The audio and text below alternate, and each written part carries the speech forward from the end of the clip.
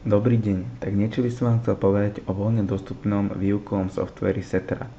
Je dostupný na URL adrese www.setera.net. Je to vzdelávací freeware program. Používateľom pomáha zlepšiť sa v geografii. Je pre akúkoľvek vekovú hranicu. Myslím, že dá zabrať mladším, ale aj starším používateľom. Stiahnem ho veľmi jednoducho. Stačí kliknúť na download Setera a začne sa sťahovanie. Inštaluje sa naozaj veľmi krátko. Vybral som si najnovšiu verziu 4.0, ktorý ide na Windows XP, Windows Vista a Windows 7. Ak by sme mali starší Windows, tak môžeme si stiahnuť Seteru 3.0. Po inštalácii si otvoríme Seteru. Vidíme hlavné menu, z ktorej je tu široká škála. Môžeme si vybrať Európu, Severnú Ameriku, Južnú Ameriku, Afriku, Áziu, Austráliu alebo celý svet.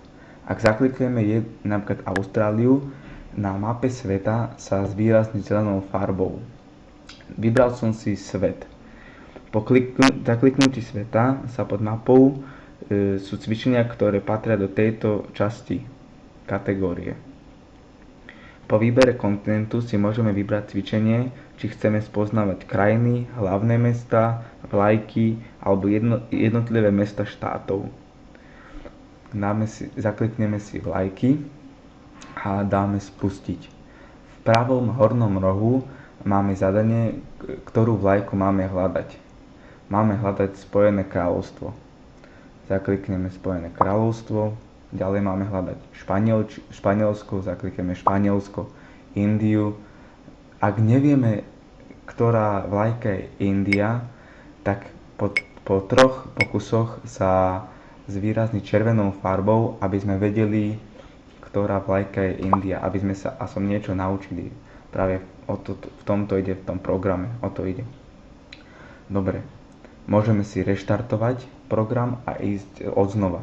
A po skončení tu máme najnovšie skóre, kde si zapíšeme svoj výsledok a percenta a čas, ktorý nám trval.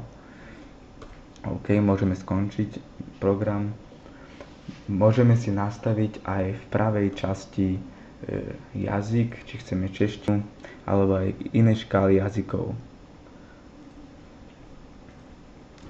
Ďalej, vieme sa dostať na stránku setera.net cez program Setera, alebo vieme ísť na Facebookovú stránku a tam sú tiež najnovšie informácie o programe.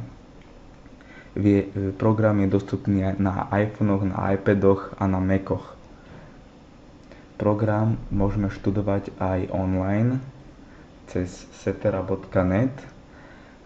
Tiež takisto si vyberieme z menu napríklad Európu a môžeme začať